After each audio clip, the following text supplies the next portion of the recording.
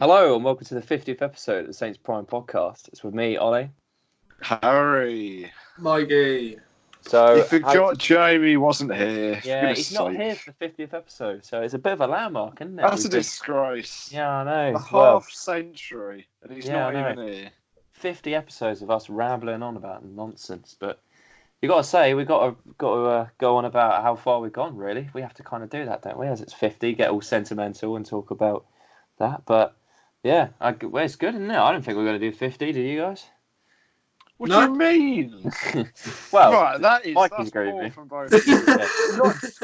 It's not even 8 months. We're on 50 episodes. I think it's doing about 2 a week on average, almost. Well, I think that's all right. Our first podcast, we balanced a mic on a Pringles can and started talking. So to now, new logo, 2,000 listens, interviews and like media stuff. It's pretty decent. Yeah. Anyway, right, let's get off that. That's all done. That's done. Yeah. Let's talk about that's all the sensible stuff done. Yeah, now exactly. Let's go on to the normal stuff. Oh, you don't want to be too soft. We got to talk about. So we're hardcore men. We don't talk about sentimental stuff. You don't have to look at the video for 10 seconds to realise we are not hardcore men. To quote your thing there, So we were all at the Huddersfield game. We all got tickets. All went down the Northam. All sat in block 43, which we thought we were going to be lively next to the fans. No, it's 43, mate. I'll get the ticket up. Are you sure? I'm pretty sure it's 42. You weren't in it, but we were. We were 43. Oh, I was 42. Oh, yeah, you weren't sat with us, were you? But anyway, we were all in the Northam. That was a great discussion. And we thought it was going to be lively. And before we get into the game, I am going to have a little rant here. The fact that if you're going to bring your kids to a game, don't put them right next to the away fans. Surely there's got to be a better place that you can put it. And you can say, oh, yeah, share is cheap tickets or whatever. Don't put them right next to the away fans. Let the people who want to stand up and sing next to the away fans. And there's 2 other stands in this case, but there's other stands to go to. It just frustrates me because there was 2 people in front of us that wanted to sing. We all wanted to sing, and we couldn't because we kept getting told off every time we stood up. It was just a joke. And I know, look, Mikey's biting his tongue because he doesn't like me going on about this. But I was so annoyed. You said, where did you put it? Wait, what? You said put it? Wait, what do you mean? Referring to the child, you said it. Well, what did you say then? The child. Shut up. Them. Oh, my gosh. Oh, I was just annoyed. Like, right, okay. So I guess we'll go to the game because I'm making myself. I thought we were going to say how about you wasted 2 tickets. I thought that's what you're going to go off. Yeah, no, we're not even going there. Not going to go there. Fair enough. But still, fair enough. Right. Oh, game. Let's go on the game. Team sheet. Have you got the results of the team sheet thing? Because we made a context. So episode 49, we made predictions on the team sheet. Because it was a little bit dry that week and we wanted to try and guess what we thought the team sheet was going to be. I'm guessing Tiz is going to pull it up and we can have a look at see what our actual predictions were. But I guess I'll pull up my team. I think we'll know if they started or not. So okay. Yeah. I think that makes it easier. Right. Okay. So in goal, who did everyone say? I said Gun. Yeah. Everyone said Gun. Yeah. I said Danso at left back, but I think as long as they're in the team, as long as they're in the team. All right, yeah. Okay, so I got 2 so far. I said Vestergaard, Bednarak. Oh, I said Yoshi. I said Yoshi and Vestergaard. I think I said Yoshi and Vestergaard as well. 4 for me and Mikey, but right back I did put. I didn't say Danso, but I said Vokins. I had Valerie at right back. So okay, I had Vestergaard, Bednarak, and I had Cedric, but Dancer played right. Okay, so I'm still on 3 at the moment because I had Vokins, Vestergaard, Yoshida, and Valerie as a back 4. Okay, right, moving up into the midfield. What do you boys say? I said Romeo and Højbjerg, so one of those was correct. One of them sadly was not. I said Romeo and Slattery, so again. You did get one of the youth player. He did make it onto the bench. Sadly, it's the wrong one. Right, so I said Romeo Højbjerg, so I got that. And then I said Gineppo left wing, which didn't happen. I said Ward-Prowse right wing, which I guess did happen, so that's 5. Yeah. I said Redmond and Gineppo, so I got neither of them. Okay. All right. Yeah. Up front, I put Adams and Obafemi, and in the attacking midfield, I put Gineppo and Ward-Prowse. But so I only got one from the attack, one from the attacking midfield, one from the midfield, and 4 of the 5 for the defensive unit. Right. So you've got how many in total? 4, 5, 6, 7. Ooh, okay. 7 I had of the Obafemi 11. and Long up front, so I got a 1 from that. So I got 6 in total. I had Adams and Obafemi up front, so I also got 6 in total. Ooh, okay. So it is hard. There you go. Love it. Nice. So, Right, okay. what did you think about the team lineup then? Were you pleased with what you saw? Yes, I was. 6 of them right. Yeah. Well, I wasn't I wasn't all going for the competitive nature, but I was quite happy to see we were, Vokins. We hadn't seen him for a while, so it's good to see him in the lineup. Smallbone, I haven't seen too much of him, so I was quite interested to see what would happen there. Boufal, I was a little bit reluctant with because I don't know, but if he had a chance at any in that game, it was that one. I was happy to see Adams because I want him to get a goal. Long's going to be consistent up front. We know what he can do. Romeo, it seemed like it was a team to allow people to prove themselves again. So I think it was a pretty decent side. What were you guys' thoughts? I was just happy to not see Danny Ings play because he needs a rest at some point. He's not been good enough. He's deserved to be in troughs. No, well, he's got an injury record, and you don't want him to get injured in a cup game because you want it for the league. And I was still a little bit surprised that Ward-Prowse started because of the fact that he's every single game this season he's played 90 minutes, whether it's in the cup or the league. I think it's 24 or 25 games he's played a full 90 of. He's an absolute beast, machine, as Ralph would say. He's insane with the amount of kilometres that he covers per game. The fact he's played 90 minutes every single game shows how important he is to the side.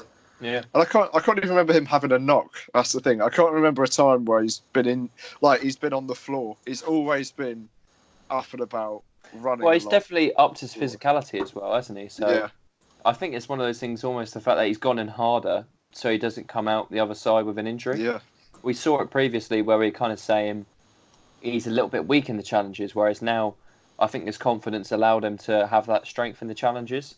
And it's the will of his... I don't think it's necessarily his physicality. I think it's the will of him.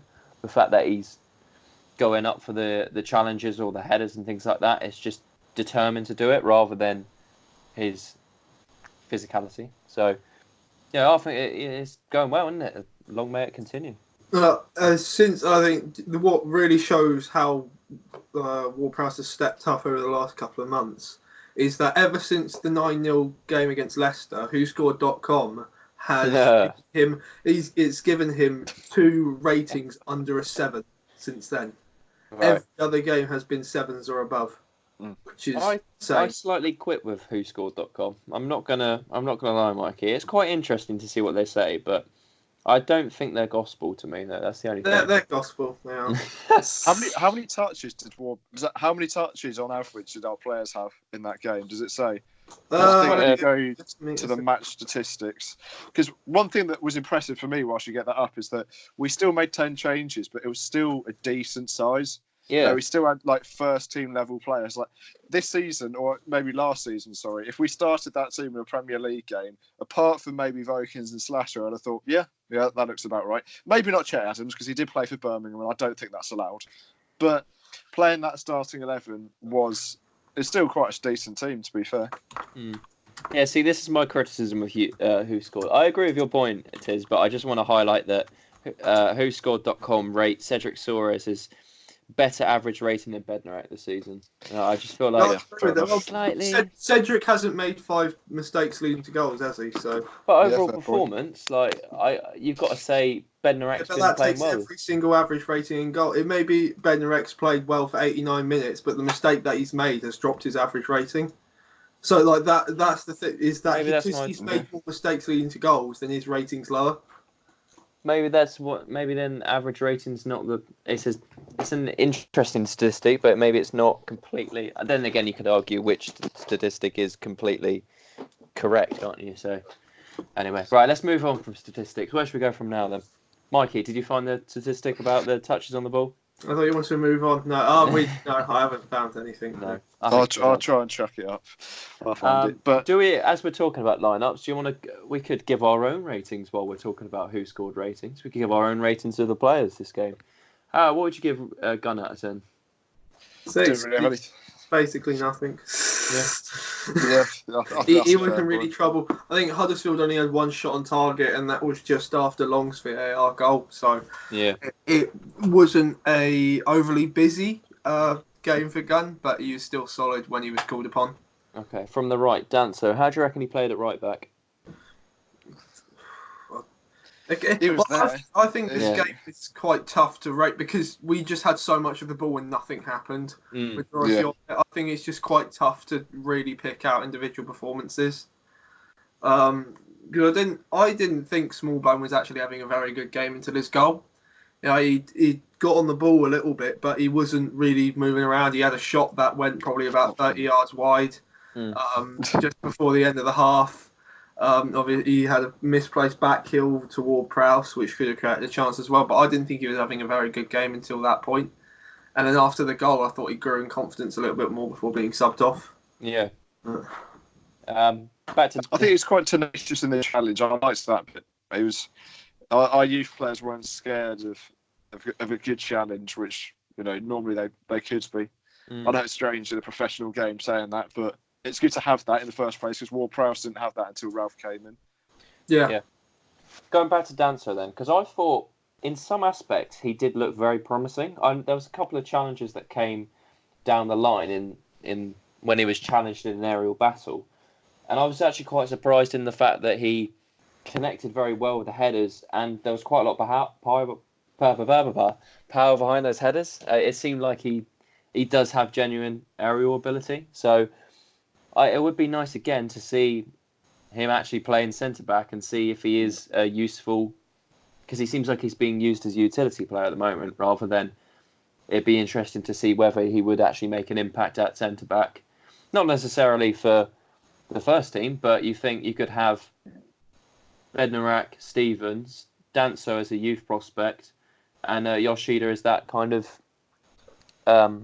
leadership material. And you've got a nice four to mix around there, haven't you? And then if Vestergaard does go on loan, you've got a decent four there. And you can kind of continue that cycle. The fact that Bednarak's now bled into the first team, and now you have a youth player that's going to follow in the steps of Bednarak and kind of keep that cycle going. I'd say if we sign Danso, then we shouldn't sign a centre back in January if we're planning to sign Danso. If we get a centre back in January, we shouldn't get Danso in. Because if he hasn't played at centre back, he's only played once at centre back this season. If he's only played once, then obviously Ralph doesn't want him playing there. So what's in signing him in the end if he's not even in a play where he's actually supposed to be playing? Yeah, it's true. It also depends on the amount they ask for as well, because they've obviously loaned him out. But we've got 15. About 15 million. Yeah. Do you think we will? Or two questions: do you think we will, and do you think we should buy him? I think I want to see a little bit more from him first of all. But it's difficult, isn't it? We don't see behind the scenes. We can only take a guess. Yeah. So But I was just saying, it could be a possibility. I think we really need 4 centre backs, and the mentality has always been we have 2 strong centre backs, 2 in cover, and anything else gets filled up by the by youth players, doesn't it? And that's how we pad our team out. That's how the Southampton way's always kind of been. And if there is a dropout, then you kind of do rely on the youth to fill those gaps. So I think we are a little bit overloaded in defence, but I also think it'd be good to have a youth prospect behind the scenes that's not just a academy boy, and that he's a bit like Bednar, a cheaper signing that can eventually come to fruition in a couple seasons' time rather than straight away. Because my idea of that is if we didn't have any interest in signing him, he might as well go back. And I think Augsburg has realised that, so we've come to that mutual agreement that, it would be best if he got recalled. So the fact that we've still got him, despite having a lack of game time, does show to me that there is still a chance that he could come here full time. I'm not saying that he will, because at the moment, like Ollie said, I don't think he's proven himself enough, or at least being given the chance to prove himself enough. But if there was absolutely no interest, he would have gone back in the January period already. So I think there's still a chance that we could. Yeah, true. Very true. Right. Centre back pairing, how do you reckon they played? There's a couple of clips about Vestergaard I saw on Twitter. People weren't particularly happy with his performance. Yoshida and Vestergaard, how do you reckon they played? Oh, we didn't do a score for Danso. What would you give him? 6 again, to be fair. 6. All right. Yoshida, Vestergaard, how do you reckon they played? They get fine. It was just a very fine performance. It was what we needed to do because professional round. That's what the performance was. It wasn't anything special. Again, apart from the 2 youth candidates, everyone did their. Well, no, that's gonna say. Like the youth candidates shone because they scored, but everyone else did their job fine. Yeah. Again, nothing overly special or anything like that. So yeah. Again, Vestergaard always looks a little bit shaky. I don't know what it is about him, but there's always something that you think will go wrong, or he just doesn't make the right decision or something like that. But Yoshida was solid as always. He covered Vestergaard when he made a mistake or something like that. So it was fun. I thought they were just a bit slow on the ball. That's all. I thought they just didn't pass it as quickly as Steams and Ben. But that might just be down to their game time. So it's difficult to really tell. I wasn't that impressed. But what can you do if they don't get much game time? They can't be as on the pace as are normal to. No. I don't think it was just down to game time. I think it might have also been down to game plan and the fact that Huddersfield literally did not press at all until like 20 minutes to the end.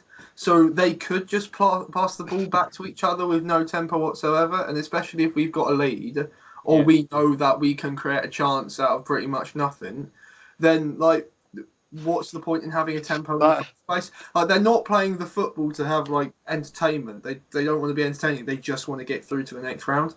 Yeah. So I just don't. I understand why people are frustrated because it wasn't entertaining to watch, but that's football. If you've got no pressure on you, what's the point in risking a 50-50 lumped ball forward instead of just keeping the ball?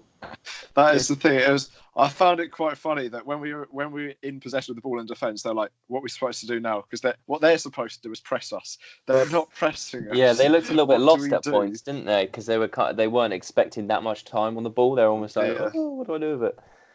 Because but they play fairly well. I didn't see any particularly worrying parts. Again, if we keep on scoring, it might keep on being 6s, or we might as well just do noticeable performances. The 2 youth candidates, we've already talked about Smallbone a little bit. How good do you reckon Voken's game was coming into the side? I was very impressed. Yeah. I saw him line up and realised he's not a tall fella like a lot of our academy players that come through the ranks. He's not a tall player, but he did pretty well, and I didn't think he looked daunted by the task. I think he looked quite professional and ready to step into that side.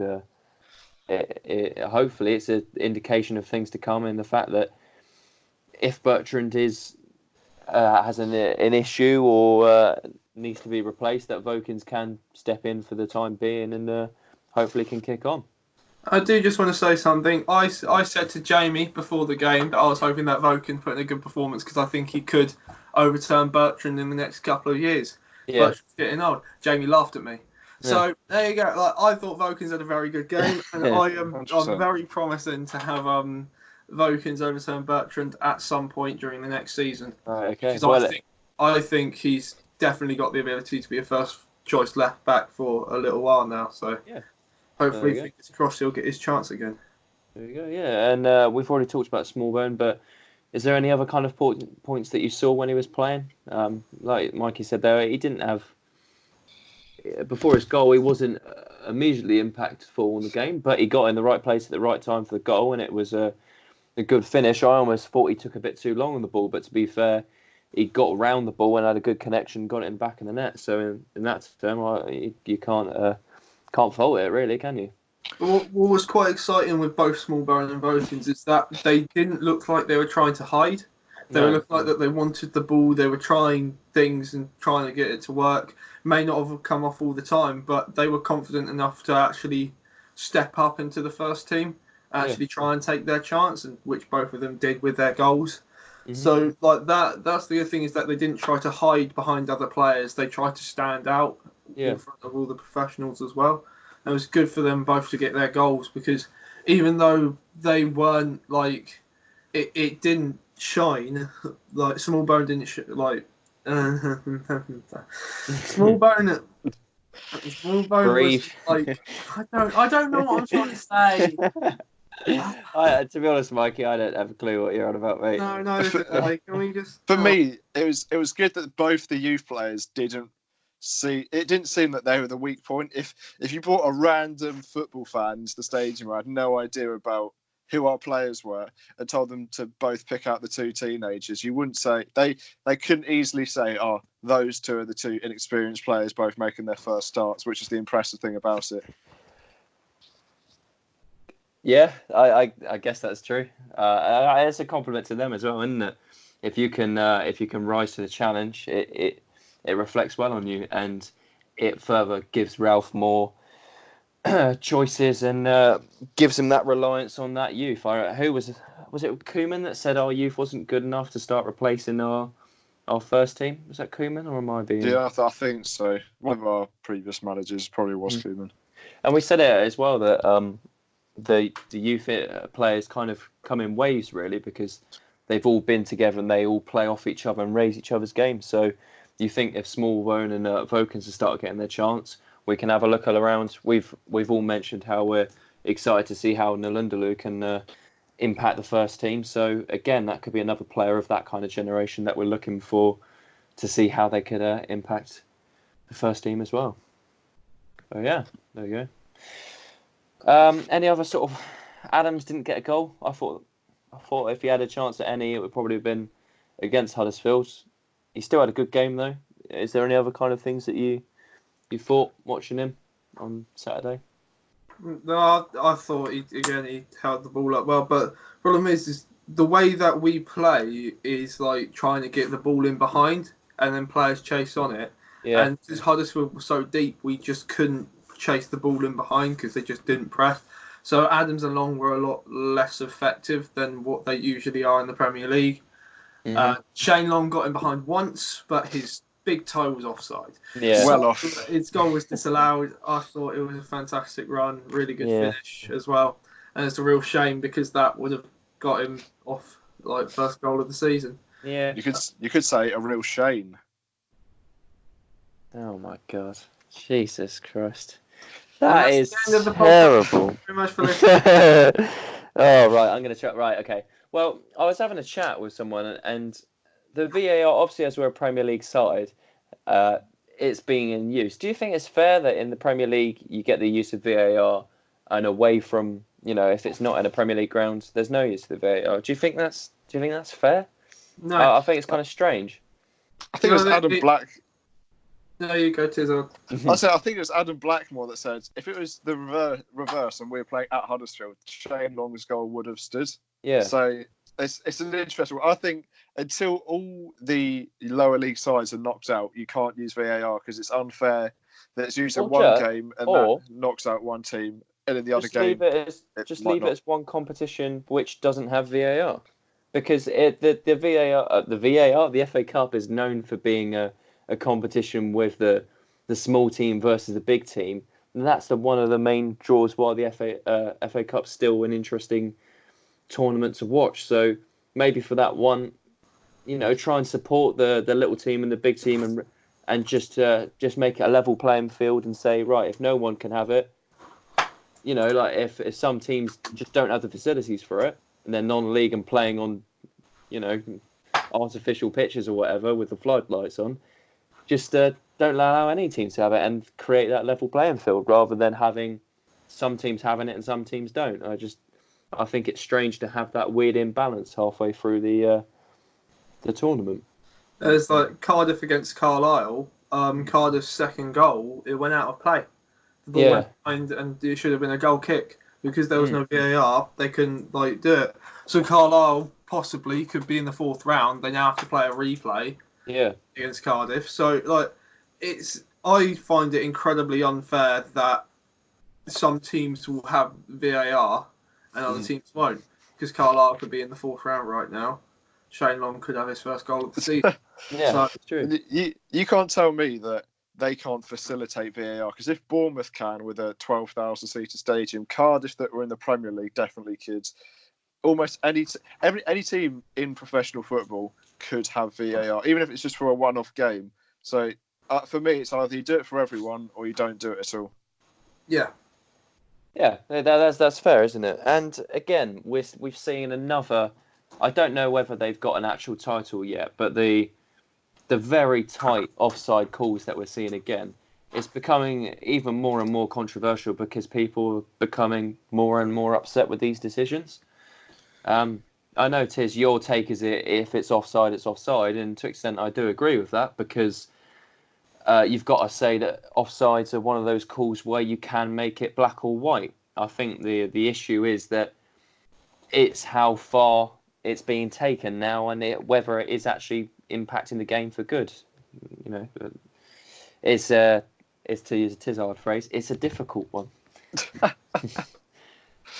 Well, it is a difficult one. Yeah. I made the argument that whether the VAR could just be reserved for something when the referee needs another look at a decision, rather than making an overturned decision for offsides. I was thinking if you have it for, free kicks, handballs, red cards, it allows the referee to go and have a look at the monitor and have a look at it for that second look, rather than getting the lines out and waiting for a 2-minute confirmation on an earpiece. I know Mikey's got an interesting opinion on a time decision, which I think again could be an interesting alternative. Mike, what was your thoughts on I can't quite remember. You'll do it better than me. It's just the fact that because it took 2.5 minutes, I think, roughly, to flag Shane Long offside. That then means that it's not a clear and obvious mistake. No. And VAR was brought in to get rid of the clear and obvious errors that were happening in football.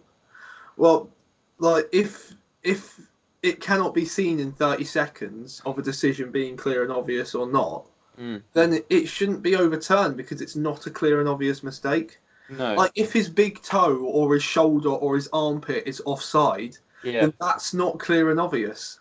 If half of his body is offside, then that is. So it's difficult because if you just want to get rid of the lines and just do it by point of view, then that means that makes it more. It makes it difficult for the person doing the VAR to see if it's onside or offside.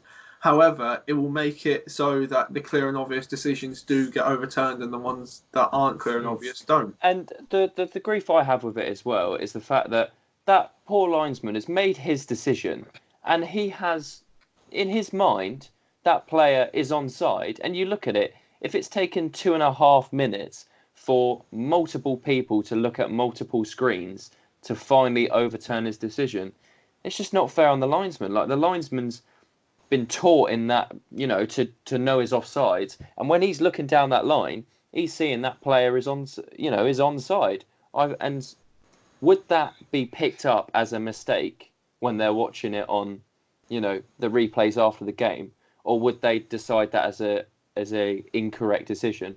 Because I was thinking, if we didn't have VAR and that, say we're away to Huddersfield, and Shane Long went through, would the commentators after the game and say, "Oh look, Shane Long, if we get the lines out, Shane Long is actually 12 millimeters off"?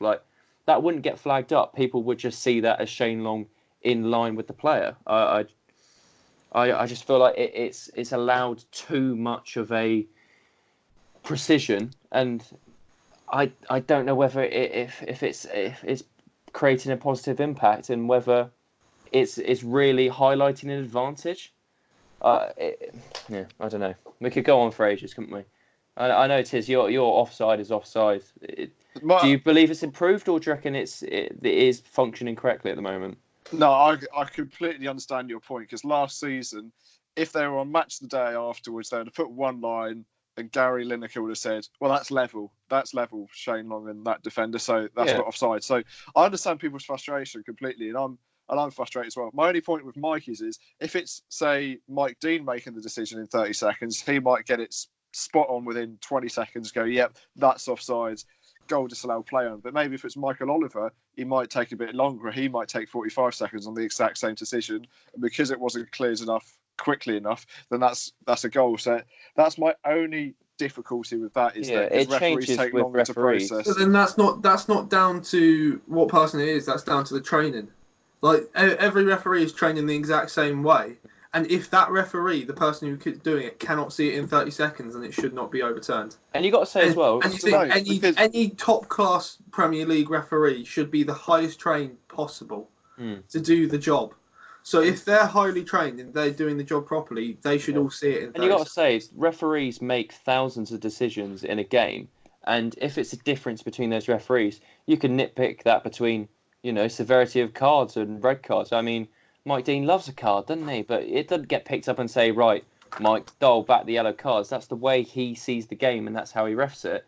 And if there's a difference between the decision-making on the VAR calls, that might just be another thing that might have to be adjusted to. Because you might say, Michael Oliver gives it off if it looks like if it's a toenail offside, or Mike Dean will give the player the advantage, if he's trying to play onside.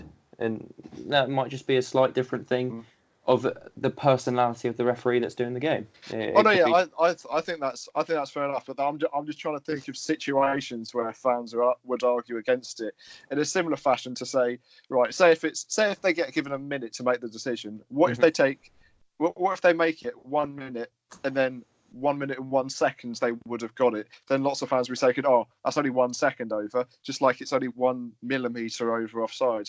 So that's my only sort of thing. And with Mikey's argument of they're all trained to the highest level, say I'm at university, which I am, and I don't know why I said that. Carry on. Say I'm at university and I'm getting trained to write. I'm getting trained to write an article that takes 300 words, and I'm in the same class as someone else. I might take 25 minutes to write that article. Someone might take 20 minutes. It's just the speed of someone's brain which works. It doesn't matter how much you get trained. It's just how naturally your brain thinks and develops and thinks of the idea. So that's it's the highest quality of referees in the world.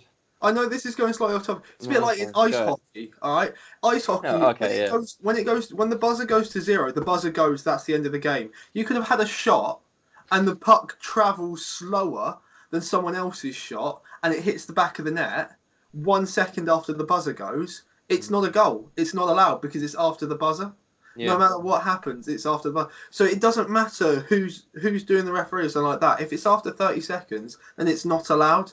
Yeah. Like, I understand the fact that some refs might see it later than others, but then they should have the same replays, the same stuff happening in those 30 seconds.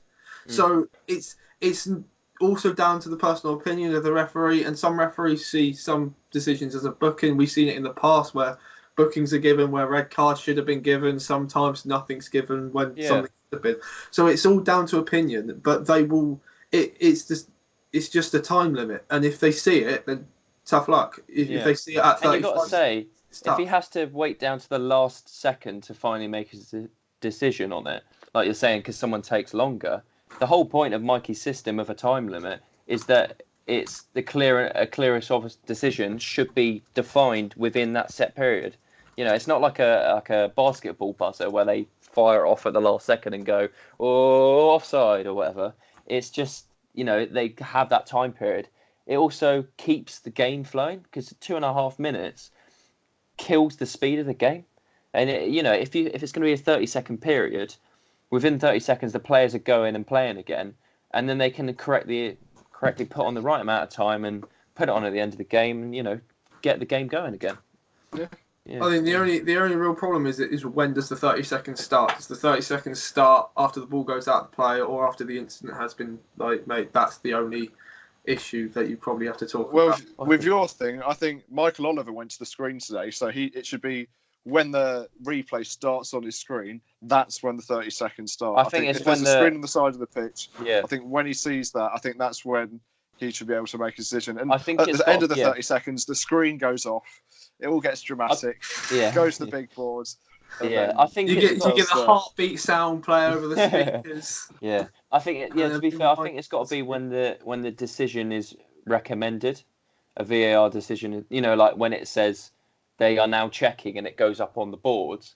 Then that again gives fans more of a knowledge of what's actually happening. They know, right, they've got a minute to decide it. He's going to go and have a look, or he's already having a look. The ball's out of play. The players know they've got a maximum of a minute to wait, so they're not gonna slow down, because if it's going to be 2 or 3 minutes, players are going to start after it slows the game down and the mentality of the game if they're going to have to wait and stop it and wait for the decision. So it just provides more knowledge on what's actually going on. Where at the moment we don't know what's going on, and we just have to. That's the issue, isn't it? Yeah. There you go. Massive tangent. Any other things that you want to mention about the Huddersfield game? Because we kind of went completely off board. Getting back onto topic, is there anything that you think? Smallbone took his goal well. It was a very good finish and good work from Shane Long, keeping the cross in, not giving up on it, ending the ball back across.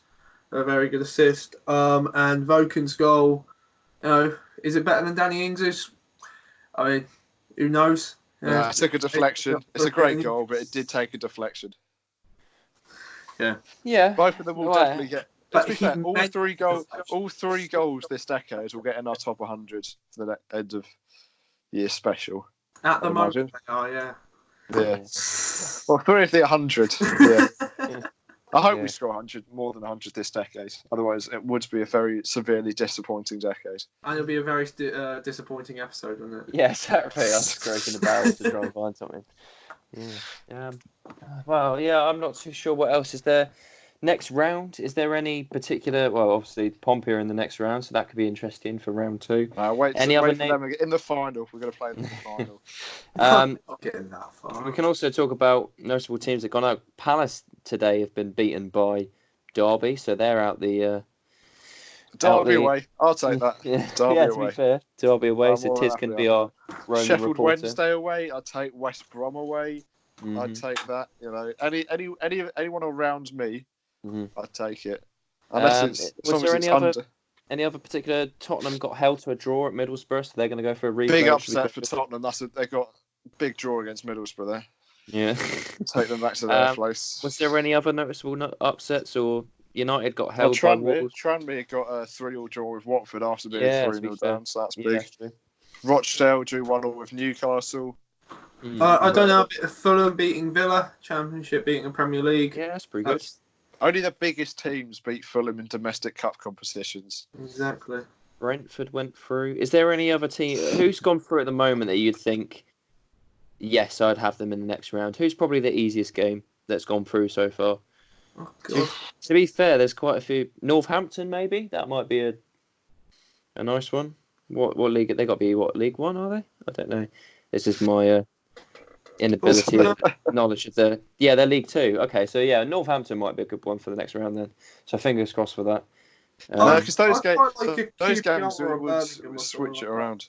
Birmingham, Birmingham went through. I'll take that one as well. QPR or Birmingham I quite like because this is just championship side, but I don't think it really matters who we draw because I don't know how serious we're taking the cup at the moment. I think it will depend where we are at the end of January, depending how seriously we'll take the cup. If we have a good January, we'll probably take the cup more seriously. If we don't, then and we fall back into bottom 3, which is always possible, we could see ourselves put a rotated lineup out. So it just depends injury-wise, whether Ralph wants to give players a rest or not, intensity of games and everything like that. So. Yeah, I'd take a team that we know that we have to take slightly seriously because if we played Northampton That's why I'm concerned that the motivation levels will drop and there could be an upset. If we play against Watford, if they go through, I think that's a perfect draw because we have to take it seriously. They're in more danger than us at the moment, so they'll take a rotated side. So I think Watford away would be a good draw. Actually, no, Watford at home. I'll take Watford at home. I'd just like to see another low championship, maybe, just so we know it's going to be a slight rotated side, but we know we're going to take it slightly seriously, and it's going to be something that we're favourites for, but it's not a particular, like a what's the word I'm looking for? Like a giant versus a smaller team, because then it puts a little bit of pressure on just to avoid the upset or going away to a very small team. So, another Huddersfield level side, I'd be pretty happy with. I'm just not overly fussed. We'll get whoever we get, and then it's just about beating them on the day because it's the cup. You never know what's going to happen. Magic of the cup. Yeah. Preferably place with no VAR. That would be nice. What do you think about FA Cup replays? That's the question. A lot of teams moan about the fixture congestion. What do you think about it? I like a replay. I like a replay under the lights, and then you've always got the chance of it going extra time, penalties, and that's the excitement of it. Yeah. Well, because there's always something special about midweek, 7:45 kickoff under the lights. You just never know what's going to happen. I think that's what makes it special. I understand the fixture congestion, but most teams already put out a rotated side in the cup anyway, so it's almost like that team's having a break. I think we already played Ward-Prowse from our usual starting 11, so we made 10 changes, so it really didn't make a difference to us anyway, apart from James Ward-Prowse. So I thought he does look like a very good captain. Yeah, he led the side very well and set a good example for the team to really try and push on and create something and actually take the game seriously. I think the replay helps for small teams as well. You got to say, it's the cup's all about the big ones playing the small teams, and the replay allows, it could change a team's whole financial season. The fact that if they could have a away day to Manchester United or something and sell, 8,000 tickets away up at Manchester, or Manchester come down and then they sell out their whole stadium. It's geared towards that, isn't it? That's the whole idea of the FA Cup. You want to have the upsets and the small teams playing the big ones, really. So it's part of it, and the reason why we like it so much is to that reason. So I think the replays are kind of historic in the game, and yes, it kind of adds to congestion, but at the end of the day, it's part of the reason why it makes that cup so good at points as well. So it's way you want to look at it, really. Gillingham are now going to Newcastle, aren't they? And they'll get a big sum for that because they'll end up on TV again. I know they're not. Did West Ham draw against what? I'll look it up quickly. Oh no, West Ham. Gillingham was it? It was Rochdale, wasn't it? Sorry. Yeah.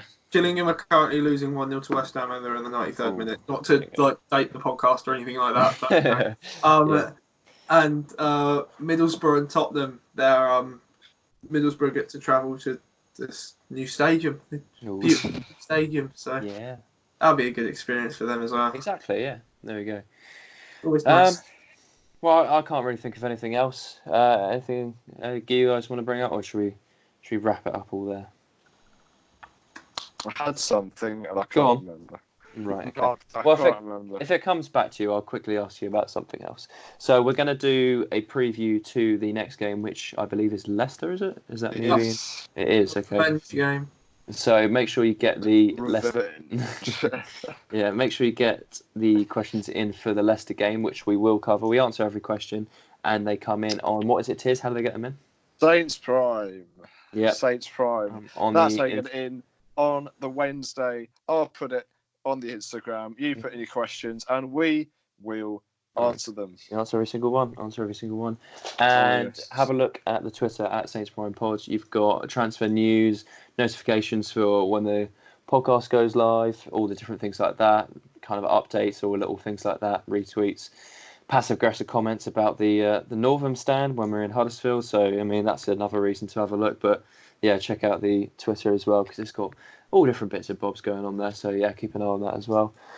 This But, yeah. wasn't what I was thinking, but what were the predictions for the Huddersfield game again? Because I can't remember what people were thinking. No, I said 1-0. I remember that. I know someone said 2-0, but that was me. That was you, Just was like it? to bring that up. I think I said 2-1. I think I said we wouldn't clean with clean sheets. I think I said 2-1, but I'm not sure. We should have really looked at that, shouldn't we? But hey, anyway, doesn't matter. To be fair, I just brought it up because I remember I said 2-0, and I rarely get things right, so that's why. That's why we do fantasy recap every week because I keep getting decent results. So as soon as I start tanking, see that feature disappear off the face of the earth. Well, yeah, there we go. So it's been me, Ollie. I've also been joined by Harry and Mikey. Thank you very much. We'll see you for the preview for the Leicester game, and yeah, see you next time. I'm Saints.